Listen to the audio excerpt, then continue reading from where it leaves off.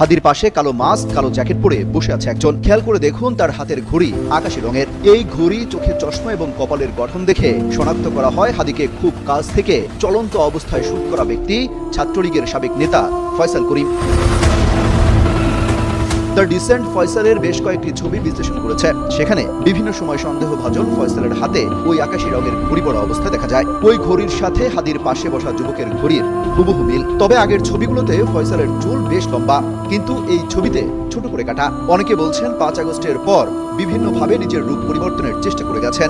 সবশেষ হাদিকে শুট করার আগে মাস্ক পরে চলাফেরা করতেন। তথ্য বলছে 2024 সালের 8 নভেম্বর দুটি বিদেশি পিস্তল, দুটি ম্যাগাজিন, 5টি গুলি, 3টি মুঠোফোন সহ সন্দেহভাজন শুটার সাবেক ছাত্রলীগ নেতা গ্রেপ্তার হয়েছিল। সেই সময় তার বিরুদ্ধে অস্ত্র আইনে মামলা হয়। চলতি বছরের 16 ফেব্রুয়ারি 6 মাসের জন্য জামিন পান। এরপর নতুন করে আরও 1 বছরের জামিন মঞ্জুর করা হয়। সেখান থেকে বের হয়ে মূলত কিলিং মিশনে নামেন। এরই মধ্যে ডিএমপি হামলাকারীর দুটো ঝাপসা ছবি দিয়ে সন্ধান চেয়েছে ফেসবুকে।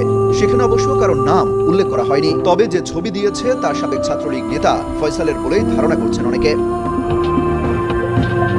এর আগে হাদিকে হামলাকারী ইনকলাব কালচারের সেন্টারেও যায়। সেই ভিডিওর সাথে ডিএমপির দেয়া ছবির মিল রয়েছে। জানা গেছে এই ফয়সাল রাজধানীর আদাবর থানা ছাত্রলীগের নেতা ছিলেন। 5 আগস্টের আগের দিনও হাসিনা বিরোধী আন্দোলন দমনে নেতৃত্ব দিয়েছেন।